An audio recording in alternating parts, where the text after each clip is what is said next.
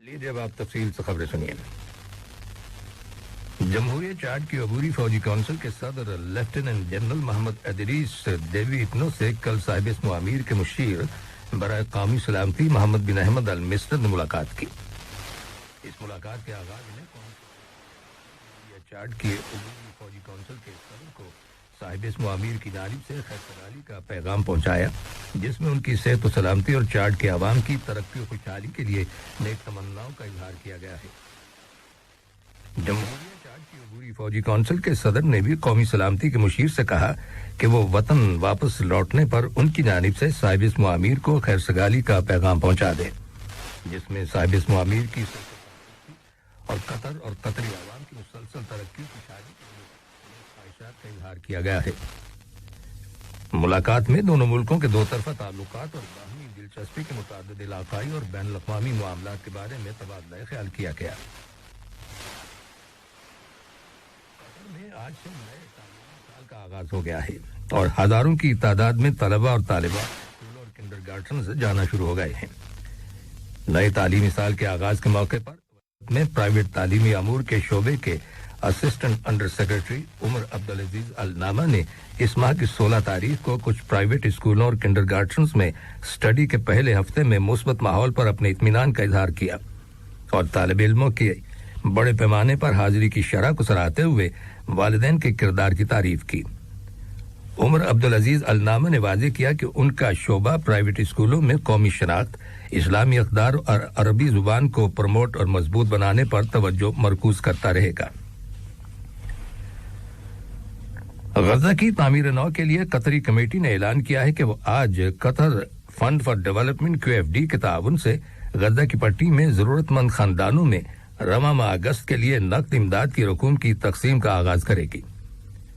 قطری committee کے chairman سفیر محمد العمادی کا کہنا ہے کہ غزہ کی پٹی کے تقریباً 1 لاکھ نادار اور غریب خاندانوں کو $100 فی خاندان کے حساب سے نقد امداد فراہم کی جائے گی۔ سفیر محمد العمادی نے کہا کہ رقوم کی تقسیم کا عمل اقوام متحدہ کے ذریعے 300 سے زیادہ ڈسٹریبیوشن سینٹرز کی وساطت سے ہوگا۔ ریاست قطر غزہ کی پٹی میں فلسطینی خاندانوں کی مدد کے لیے ماہانہ انسانی امداد فراہم کرتی ہے جو اسرائیلی ناکہ بندی کی وجہ سے مشکل معاشی حالات سے دوچار ہیں۔ قطر نے صومالیہ کے دارالحکومت مغدیشو کے مرکز میں واقع ایک ہوٹل پر کیے گئے حملے کی پرزور الفاظ میں مذمت کی ہے۔ اس حملے کے نتیجے میں ابتدا میں 12 افراد ہلاک اور متعدد اشخاص زخمی ہو گئے تھے۔ قطر کی وزارت خارجہ کی جانب سے ایک بیان جاری کیا گیا ہے جس میں کہا گیا ہے کہ قطر تشدد، دہشت گردی اور ہر طرح کی تخریبی کارروائیوں کو مسترد کرتا ہے، خواہ ان کی وجوہات اور مقاصد کچھ بھی ہوں۔ وزارت خارجہ کے بیان میں ہلاک ہونے والوں کے خاندانوں، صومالیہ کی حکومت اور عوام سے تعزیت کا اظہار کیا گیا ہے۔ عسکریت پسند تحریک الشباب نے اس حملے کی ذمہ داری قبول کرنے کا اعلان کیا تھا جو گزشتہ 1 دہائی سے زیادہ عرصے سے صومالیہ کی فوج کے خلاف برسر پیکار ہے۔ تازہ ترین رپورٹس کے مطابق اس حملے میں مرنے والوں کی تعداد بڑھ کر اب 30 ہو گئی ہے، جبکہ زخمیوں میں صومالیہ کی انٹیلیجنس کے نگران اور کئی دیگر سیکیورٹی اہلکار بھی شامل ہیں۔ کھیلوں اور نوجوانوں کی سرگرمیوں کی وزارت نے کل ہفتے کے روز ایمبیسڈر فار سپورٹ پروگرام کے دوسرے ایڈیشن کا آغاز کیا۔ یہ پروگرام جو 18 اکتوبر تک جاری رہے گا، نوجوانوں کی مدد، ان کی رہنمائی اور ان کی صلاحیتوں کو بڑھانے کے سلسلے میں سرمایہ کاری کرنے کے لیے وزارت کی جانب سے شروع کیے گئے اسٹریٹجک اقدامات کا حصہ ہے۔ اس کا مقصد ایک ایسی مربوط قومی شخصیت تیار کرنا ہے جسے اپنی قومی شناخت پر فخر ہو، جو قطری معاشرے کو عرب اور اسلامی اقدار کے مطابق ڈھال سکے اور جو معاشرے کی ترقی و خوشحالی کے معاملے میں مثبت طور پر فعال کردار ادا کر سکے۔ اس پروگرام کا مقصد قطری لڑکے اور لڑکیوں کو بین الاقوامی تنظیموں، کانفرنسوں، سمپوزیمز میں اپنے ملک کے سفیر بننے کے لیے اہل بنانا ہے۔ کھیلوں اور نوجوانوں کی سرگرمیوں کے وزیر صلاح بن غانم العلی کا کہنا ہے کہ یہ پروگرام نوجوانوں کی بہترین انداز میں اپنے ملک کی نمائندگی کرنے کے جذبے کی عکاسی کرتا ہے۔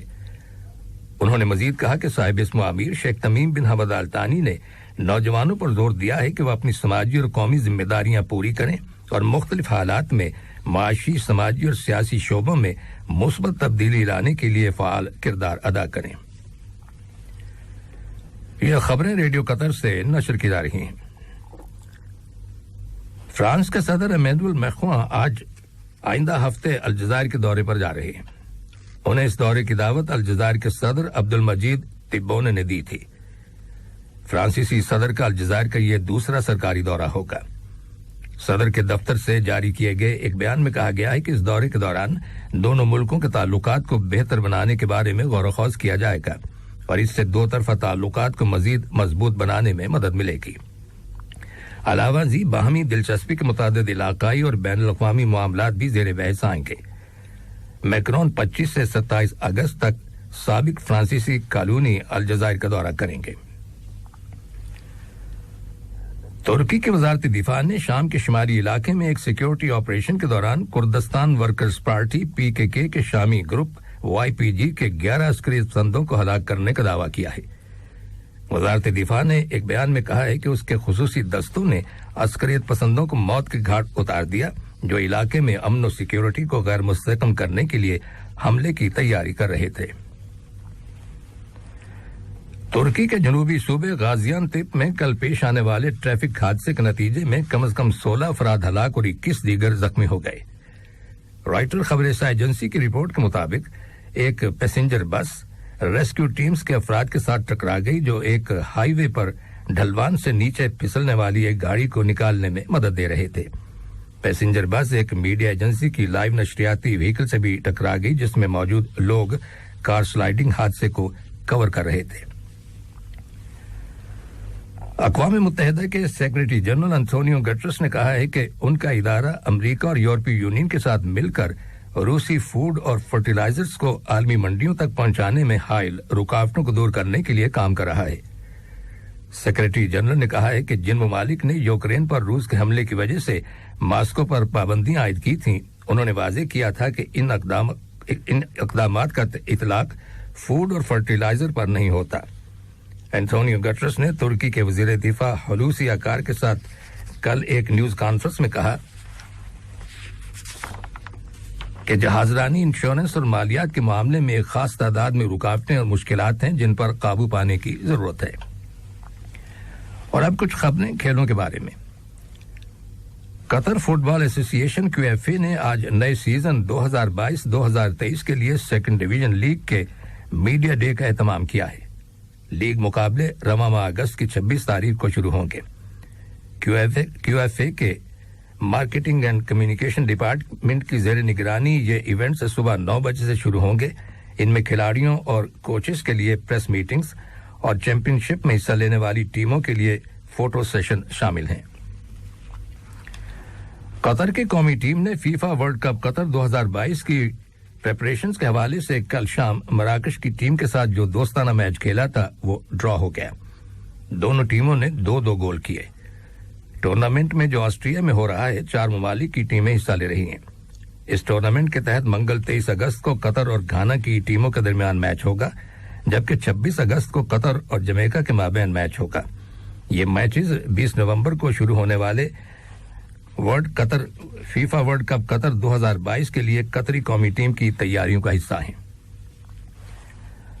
قطر کی شطرنج کی ٹیم نے ابوظہبی انٹرنیشنل فیسٹیول کے 28ویں ایڈیشن کے مقابلوں میں 7 وکٹریز حاصل کی ہیں.